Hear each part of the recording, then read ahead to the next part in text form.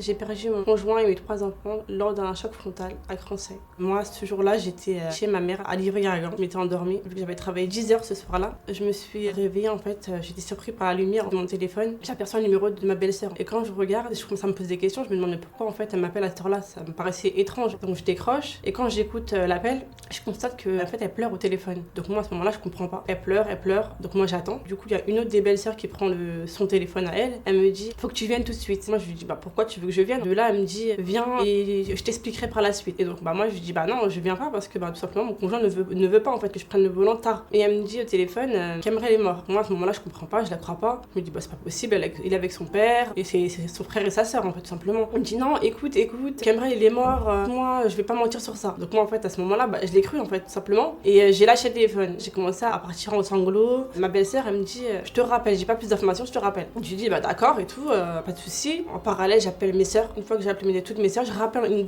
encore une fois ma belle-sœur. Donc, je lui dis, en fait, qu'est-ce qui s'est passé? Elle me dit, Ali, il a fait un accident de voiture. Moi, j'étais choquée. Quand elle me dit ça, je lui dis, en fait, là, je te crois encore moins. Pour moi, c'était encore plus impossible, tout simplement. Et elle me dit, si. Donc, je raccroche. Et vu qu'elle n'avait pas plus d'informations, encore, elle me rappelle encore une fois. Et là, elle me dit, Ali, il est mort. Franchement, on m'a dit, Ali, il est mort. En fait, pour moi, ma vie s'est arrêtée. Faut savoir que moi, Ali, on s'est connus très jeunes. On a passé plus de 10 ans ensemble. Donc, ça reste en fait toujours compliqué quand je parle de lui, ou quand on parle de projets futurs, ou quand on me demande est-ce que je vais avancer dans ma vie. Ça reste très compliqué parce que quand on rencontre une personne jeune, et on se projette, on pense qu'on va bâtir une famille ensemble, on va aller plus loin. Chaque jour, on se dit on va se lever avec cette personne à côté. Alors que moi aujourd'hui, c'est plus le cas. Une fois que j'apprends que mon conjoint est décédé, j'ai plus de nouvelles. Je commence à rappeler ma sœur. Donc je lui demande est-ce que tu as des nouvelles des 2 autres enfants? Donc Liam, âgé de 4 ans, et Aliana, 18 mois. Donc là, elle me dit non, j'ai pas d'informations, j'ai rien du tout. De leur côté, mes sœurs commencent à chercher des informations, contacter des services adaptés, regarder sur les réseaux, sur internet. Et de là, en fait, elles tombent sur un article, ils expliquent qu'il y a eu un accident dans les alentours de l'Aube. De là, on voit qu'il y a un père de famille avec ses 3 enfants. Pour ma famille, en fait, c'était sûr que c'était ma famille, c'était indéniable. Après, ils voient qu'il y a écrit dans l'article qu'il y a un des enfants qui est déporté à Henri Mondor et le petit qui est transféré à l'hôpital de Reims, qui décédera par la suite. Une fois que j'apprends pour Ali, il y a ma belle famille qui m'appelle. Donc moi, en fait, quand j'ai eu l'appel de ma belle famille, j'étais mal à l'aise parce que quand on se marie religieusement avec quelqu'un ou quand on bâtit un foyer avec quelqu'un, on est responsable de la personne. Dans ma tête, en fait, tout était de ma faute parce qu'en fait, j'aurais pas dû le laisser en fait tout seul avec les enfants. J'avais cette culpabilité que j'ai encore aujourd'hui et je pense que ça me suivra toute ma vie, bien sûr. Donc de là, je parle avec mon beau-frère et lui-même, en fait, ils avaient du mal à y croire. Donc on se rejoint, ils me rejoignent chez ma mère à Livry-Gargan. Et quand je les vois, je savais plus quoi dire. Donc je m'excuse et que j'aurais même préféré être avec eux ce jour-là parce que juste apprendre cette nouvelle, c'est comme si en fait on m'avait déjà à partir de ce moment-là, je leur demande est-ce que vous pouvez aller à Reims. Parce qu'il faut savoir que moi, quand j'ai eu les informations sur Liam, j'étais pas encore au courant qu'il était décédé. Donc je leur demande, je leur dis voilà, expliquez-lui que je suis désolée, que en fait sa sœur elle est plus petite, donc je me dois de me rendre auprès de sa sœur, elle a 18 mois, elle doit pleurer, donc j'espère qu'il me comprendra. Mais qu'il sache que je l'aime en fait. De là ils me disent non t'inquiète pas, on sait, il va comprendre, ils me rassurent comme ils peuvent. Moi de mon côté, je pars avec ma sœur et mon beau-frère à Henri Mondor, là où la petite Aliana a été déportée. J'arrive à Henri Mondor, en fait je vois pas d'hélicoptère, rien du tout. Je prends mon téléphone, j'appelle. Donc moi j'explique à ce moment-là la situation. Ma fille apparemment elle était héliportée à Henri Mondor, sauf qu'en fait il n'y a pas d'hélicoptère. Donc moi je comprends pas. La personne que je téléphone elle me dit attendez je vous passe le pédiatre en ligne et m'explique en fait non finalement Aliana a été héliportée à l'hôpital Necker. Mais vous inquiétez pas, elle va bien aller réveiller. Donc moi je me suis dit on me dit qu'elle est réveillée, c'est qu'elle est réveillée en fait. Si elle est réveillée c'est qu'elle va plutôt bien. Dans ma tête je m'attendais pas au pire, on se rend à l'hôpital Necker et en fait on a tiré au service de déchocage. Donc moi à ce moment-là je ne savais pas c'était quoi un service de déchocage. Moi j'attends, à ce moment on me dit ma fille elle est réveillée, je suis on va dire entre guillemets sereine quoi. J'attends et les heures elles défilent. En parallèle j'appelle mon beau-frère, je lui demande comment ça se passe par rapport à Ali mon conjoint, les enfants, qu'est-ce qu'on fait, faudrait qu'on se réunisse, on s'organise en fait tout simplement. Et il m'explique en fait non mais c'est pas marié civilement avec lui. Et donc voilà en fait et alors en fait je comprends pas. Et il me dit c'est la mère qui décide. Donc moi ça me paraissait étrange, je comprenais pas parce qu'il faut savoir que chez nous les musulmans, c'est la religion musulmane qui prime. Donc en fait à partir du moment où mon conjoint est décédé, il n'y avait plus question de religion avec ma belle famille. Donc moi je comprenais plus rien. Et il m'explique en fait non, ma mère elle a décidé que Ali soit enterrée à Mayotte. Et en fait de là moi je lui ai dit mais moi je suis pas d'accord. Certes je suis pas mariée civilement avec lui mais je suis mariée religieusement. On s'est engagé dans la religion musulmane. En plus de ça il y a les 2 enfants derrière et il y a la petite qui est encore à l'hôpital. Elle me dit dans tous les cas sa décision elle compte pas. Et en fait de là je me suis dit si j'ai pas le choix je peux rien dire. J'avais plus la force, j'avais plus la capacité de me battre en fait avec qui que ce soit. Il faut savoir qu'avec ma belle famille on était proches. Parce que en fait on passait quasiment toutes nos journées ensemble. Donc pour moi, en fait, je comprenais pas. En fait, ils passaient tout leur temps chez nous. Tous les ramadans, ils étaient chez nous. Donc c'est moi qui cuisinais, qui les accueillais. Dès qu'il y a eu l'accident, en fait, c'est comme si j'étais une étrangère. Donc moi, j'étais vraiment choquée, en fait. Je comprenais vraiment plus rien. Donc je raccroche le téléphone. Ma famille, ils me voient. Et ils voient qu'en fait, je suis complètement éteinte. Je suis là, mais je suis pas vraiment là, en vrai. Et je pense qu'en final, c'est ce qui m'a fait le plus mal, en fait, dans mon histoire. C'est que, en fait, je me suis dit pendant quelques instants, mon mari ne sera pas enterré avec mes enfants, tout simplement. Donc ça a été, en fait, l'épreuve la plus douloureuse, en fait, tout simplement.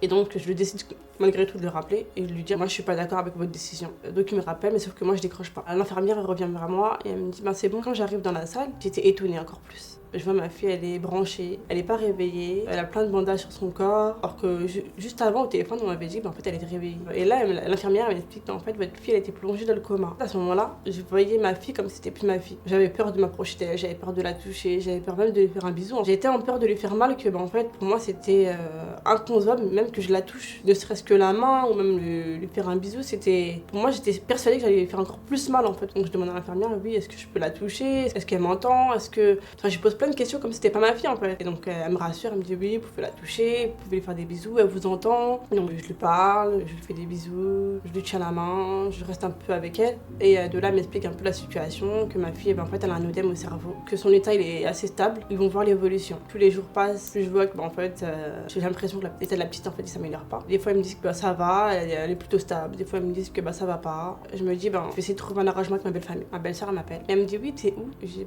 je suis en route, j'arrive. Elle me dit on peut voir les corps. Je dis quel corps? En fait moi j'étais complètement déconnectée donc je comprenais rien. Non, on s'est renseigné, on a appelé la gendarmerie, ils nous ont dit que c'est possible qu'on puisse voir les corps ou je ne sais quoi. Moi j'étais étonnée, j'ai dit ok.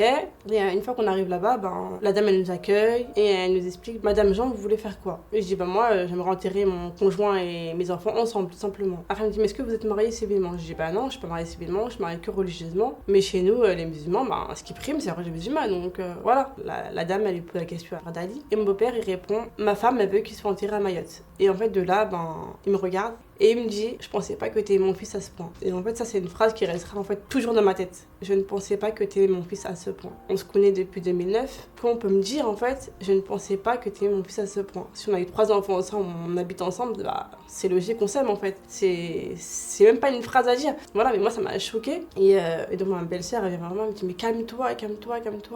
On va essayer de trouver une solution. Et donc malgré tout moi je vais voir ma belle-mère et je lui dis oui, est-ce que c'est possible que t'enterres mon fils avec mes enfants en région parisienne? Et de là elle me dit non, sans scrupule, droit dans les yeux, non. Franchement je m'y attendais pas. Je m'attendais vraiment pas qu'on puisse me regarder dans les yeux et me dire non dans les yeux. Je me suis dit mais en fait elle est inhumaine, elle a pas de cœur, c'est pas possible. Donc du coup moi je vais dans la salle en première, je regarde en fait, j'étais choquée. Une fois que j'ai passé un peu de temps avec mon conjoint, je sors de la pièce et je demande à la dame est-ce que c'est possible de mettre les enfants? Elle me dit d'accord, donc elle prépare tout, elle change les corps. Donc elle ramène le corps de Kemrel à ce moment-là. Et donc je parle avec mon fils, je le couvre aussi, même comportement, même réaction. Donc on change encore une fois, on met Liam à ce moment-là. Faut savoir que Liam lors du choc, en fait il a eu le visage défiguré complètement. Donc ça je le dis rarement parce que c'est très délicat en fait. Faut savoir que Liam en fait il avait une coupure au visage qui arrivait du milieu du front à la joue. Donc ça faisait un espèce d'arc comme ça. Et donc quand nous on l'a vu, on ne le connaissait pas. C'est comme si en fait on voyait un enfant qui est passé en quelques secondes en corps d'adulte. De là, on a repris la voiture, on est retourné à l'hôpital Necker. Parce qu'on a vu qu'il n'y avait aucun arrangement, aucune solution. Là, je rejoins ma fille, je reste avec ma fille. Je mangeais pas, je buvais pas. Franchement, je sais même pas comment je tenais. Et le mercredi, on apprend qu'en fait, l'état d'Aliana, il se dégrade. Moi, en fait, j'avais toujours espoir. Je gardais espoir que, en fait, elle allait se réveiller, elle allait redevenir comme elle était avant, en fait, tout simplement. Et rien du tout. Juste avant d'apprendre cette nouvelle-là, j'avais déjà contacté une avocate. J'avais rendez-vous avec l'avocate à 10h du matin. Donc, je vais dans son bureau et je lui explique un peu la situation. Et donc, du coup, elle appelle la pompe funèbre. Et donc, elle a la dame qui s'occupait de nous. Elle dit oui, allô, bonjour, c'est maître mineur, je vous appelle suite à un litige que vous avez actuellement par rapport à la famille Mohamed. La dame a dit oui, je suis au courant. Et mon avocate a dit vous savez ce que vous avez à faire dans ce moment-là? Elle dit non, je sais pas du tout, j'ai jamais eu ce problème-là. Donc mon avocate a dit le corps de Ali Mohamed est bloqué. Je vais essayer de trouver un arrangement amiable avec la belle famille. Et sans arrangement amiable, on passera par le tribunal. Mon avocate elle raccroche, je lui donne les coordonnées de mon beau-frère et moi je décide de les bloquer. Parce que je savais que ça allait finir en harcèlement, en menace ou autre. Moi je repars à l'hôpital, à Necker, auprès de ma fille, comme d'habitude. J'arrive dans la pièce de ma fille, je vois en fait que l'appareil en fait il fait plein de vagues étranges en fait. Je me dis bon ok, je ne connais pas. Et là, il y a 3 médecins qui viennent me voir. Ils me disent oui, venez, faut qu'on vous parle. En fait, eux, ils sont en face de moi, mais en fait, j'arrive pas à m'adresser à eux, en fait, simplement. Donc, je regarde l'ami de mon cousin. Et je dis, est-ce que tu peux leur demander si elle peut s'en sortir? Moi, dans ma tête, je me dis, s'ils me donnent pas une réponse directe, c'est qu'elle peut s'en sortir, tout simplement. Eux, ils répondent, en fait, sa situation, c'est très compliqué, ça se dégrade fortement, on a mis les médicaments à fond. Moi, je me dis, ok, bah, ils ont mis les médicaments à fond, ça peut s'arranger, je sais pas, en fait. Et donc, ils continuent à parler, ils parlent. Donc, moi, je leur dis, bon, c'est bon, moi, je sors de la pièce.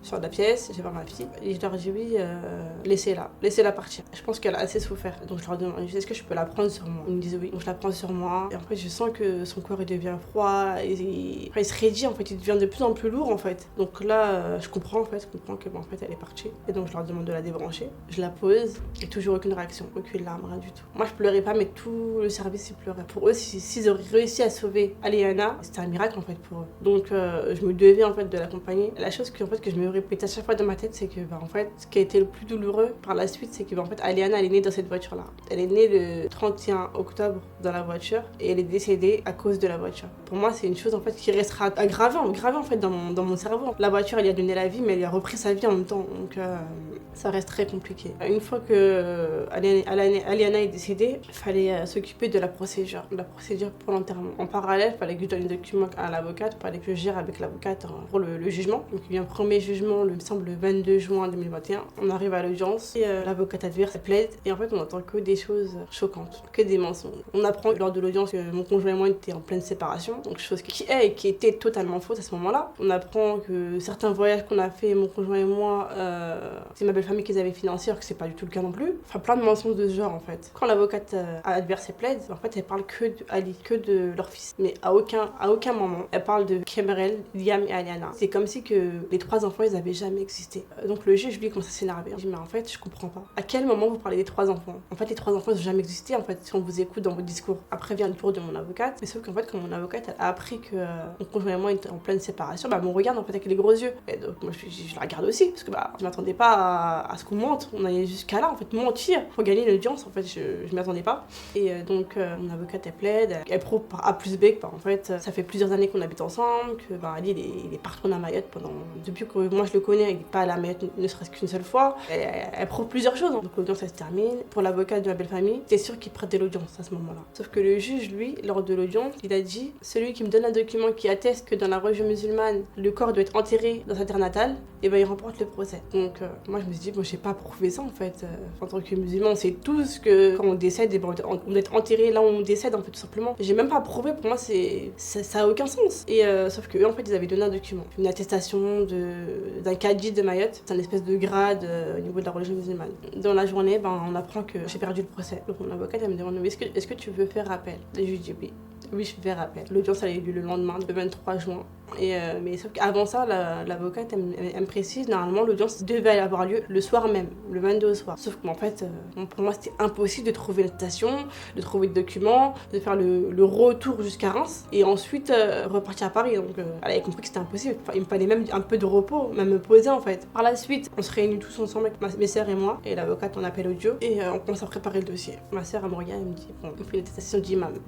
Je fais oui, mais comment je vais la voir? Elle me regarde, elle me dit bon, j'ai une idée. Je fais ouais, je t'écoute. Et donc elle me dit les réseaux sociaux. Je dis ok, je te suis. On prépare la rédaction, on poste sur Facebook. Et de là, en fait, mon téléphone, il fait que sonner. Et en fait, j'étais étonnée en fait, de voir sur les réseaux sociaux que je pouvais avoir un soutien, mais énorme en fait. J'étais vraiment étonnée, vraiment étonnée. Il y a plusieurs imams en fait, qui reviennent vers moi et qui m'expliquent, qui me demandent de détailler un peu la situation. Donc je détaille un peu et je leur dis en fait, là, il me faut une attestation qui prouve que dans la religion musulmane, lorsqu'une personne décède, elle doit être enterrée là où elle est. Et donc il me dit d'accord, y a pas de souci, je te le fais. Donc il y en a eu trois personnes qui m'ont fait. Une fois la cour d'appel de Reims, je le jeton à mon avocate la dernière attestation. Donc elle demande à la juge s'ils peuvent l'acter ou non en fait. Donc elle accepte. Donc on commence l'audience. Il y avait 3 juges, 3 femmes. Elle écoute la plaidoirie de l'avocat adverse, puis mon avocate, et puis elle commence à poser des questions à mon beau-frère. Et si c'était vous à la place de Nathalie, qu'est-ce que vous aurez fait? Est-ce que vous aurez agi de la même façon ou ça aurait été difficile en fait de... Mon beau-frère il dit c'est vrai que j'aurais pas aimé être à sa à sa place. Si t'aurais pas aimé, pourquoi en fait vous la faites enjurer en fait tout ça. Donc, voilà, elle a compris directement que c'était même pas logique. Puis lors de la plaidoirie de l'avocat adverse, l'avocat il explique en fait dans l'attestation quand elle disait à ma belle-sœur que en instance de séparation on était séparés, je sais plus trop, c'est pas ce qu'elle voulait dire. Mais sauf que sur écrit sur papier, on peut pas se tromper en fait. Pour moi je savais que c'était volontaire. Et donc à la fin de l'audience, donc on doit sortir, on doit attendre le verdict. Enfin j'apprends que finalement je remporte le procès. Même avant le procès, j'avais déjà tout anticipé en fait. J'avais déjà cherché l'endroit pour l'enterrement. J'avais fait des dérogations, j'avais fait plusieurs démarches parce qu'en fait, Aliana, elle était à Paris. Ali, mon conjoint, Kemrel et Liam, eux étaient à Romilly-sur-Seine. Donc en fait, ils étaient tous dans des endroits différents en fait. Donc il fallait que je trouve un point de chute en fait pour tous les rapprocher ensemble. J'étais obligée. Et donc j'ai fait des dérogations pour l'enterrement. En fait, pour l'enterrement, faut habiter dans la ville en fait ou dans la région même. J'ai pu enterrer ensemble le 2 juillet 2021. À Tremblant en France. Une fois que cette partie-là pour l'inhumation, elle s'est terminée, on est parti chacun de notre côté, ma belle famille, moi, et j'ai commencé à m'intéresser un peu plus sur l'accident. J'ai contacté mon avocate et je lui ai dit, moi j'aimerais vous garder tout simplement pour la suite. Et donc je lui ai confié mon dossier sur l'accident. Et ça c'était au mois de juin, juste après l'enterrement. Et de là, je me posais des questions, je me disais, mais en fait, qu'est-ce qu'il en est de l'autre conducteur? Pendant toute la période où il y a eu le litige, je me posais jamais de questions sur l'autre conducteur. Je me suis jamais vraiment posé la question, mais qu'est-ce qui s'est passé réellement? Comment l'accident a eu lieu? Jamais. Par la suite, nous on attend. Moi, pas d'audition du conducteur, rien du tout. On nous informe qu'il allait y avoir une enquête d'un service au-dessus de la gendarmerie. En fait, ils n'arrivaient pas à savoir ce qui s'était passé réellement en fait, le jour de l'accident. Donc l'enquête elle se fait, on attend des mois et des mois, pas de retour. Et là je me dis mais en fait c'est quand même long pour une enquête. Fin novembre je le rappelle et je lui demande mais en fait c'est bizarre, on en a où cette enquête, pourquoi c'est aussi long? Il me dit je sais pas, normalement elle aurait dû être arrivée, je lui ai envoyé un mail. Je dis oui quand même faut envoyer un mail au bout d'un moment parce que pour moi c'est difficile à supporter d'être dans l'inconnu comme ça et attendre en fait, on attend juste un rapport. Et une fois qu'il est contacté, il me rappelle par la suite, il me dit oui en fait le rapport il est arrivé depuis une semaine ou deux à la gendarmerie de Nogent-sur-Seine. Alors que normalement l'enquête aurait dû arriver à la gendarmerie de Romilly-sur-Seine. Donc je dis ok, déjà dans ma tête je me dis déjà c'est pas professionnel du tout. Et il me dit vers la Nogent-sur-Seine pour recueillir les informations de l'enquête et je vous donne un retour. D'accord. Donc j'attends, il me confirme oui effectivement votre conjoint c'est pas lui qui est en tort dans l'accident. Pas vous en dire plus. Et moi j'essaie de forcer en fait pour avoir un peu plus d'informations. En fait c'était impossible. De là il m'explique on va auditionner le conducteur. Moi j'ai d'accord et tout nanana. Donc j'ai attendu plusieurs mois et une fois arrivé au mois de février, j'ai fait un appel sur les réseaux sociaux. De là la procureure en fait là elle a pris connaissance du dossier parce qu'elle n'avait pas connaissance du dossier tout simplement. Et une fois qu'elle a pris connaissance du dossier, le conducteur a pu être auditionné et placé en détention provisoire le 1er mars 2022. De là, une instruction a été mise en place. Moi je me suis portée partie civile et j'ai pu avoir accès en fait à avancer du dossier en fait simplement. Et une fois que en fait j'ai eu accès au dossier, j'ai compris un peu plus ce qui s'est passé ce soir-là. C'est un conducteur qui était sous emprise l'excès de vitesse, des fautes de permis, pas de papier français et pas d'assurance aussi. Donc c'est une procédure qui encourt 10 ans de prison. C'est vrai que je m'attends un peu au pire parce que on reste en France. C'est encore du jamais vu en fait. On n'a jamais vu en France une personne qui prend 10 ans de prison pour un homicide involontaire aggravé. Après je garde espoir mais je sais que ça va être très très compliqué le jugement.